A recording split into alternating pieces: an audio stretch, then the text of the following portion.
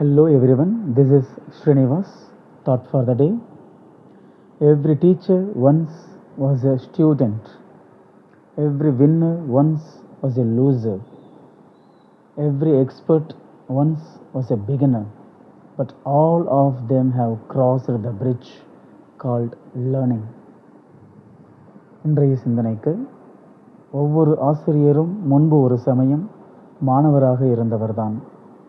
ஒவ்வொரு வெற்றியாளரும் முன்பு ஒரு சமயம் தோல்வியை தழுவியவர்தான்.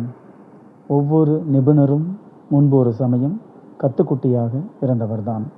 ஆனால் இந்த அனைவருமே தங்கள் வாழ்நாளில் கற்றல் என்கிற ஒரு பாலத்தை கடந்து வந்தவர்களாகத்தான் இருக்க முடியும். கற்றலின் முக்கியத்துவத்தை உணர்த்துகின்ற இந்த அருமையான பொன்மொழியை நமக்கு உதிர்த்துவிட்டு சென்றவர் யார் தெரியுமா? அவர்தான் ஏவுகணை நாயகர், மக்களின் குடியரசுத் தலைவர், கல்வியாளர், இளைஞர்களின் அடையாளம் டாக்டர் ஏபிஜே அப்துல் கலாம் ஐயா அவர்கள். So, I wish to quote a similar proverb which has the same meaning like this. Known is a drop, unknown is an ocean.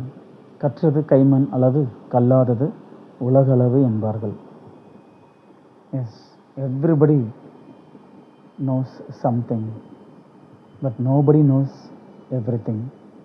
So we must be polite, we must be humble, we should not be arrogant. Of course, a certificate is just a piece of paper. Real education is seen in behavior. See you.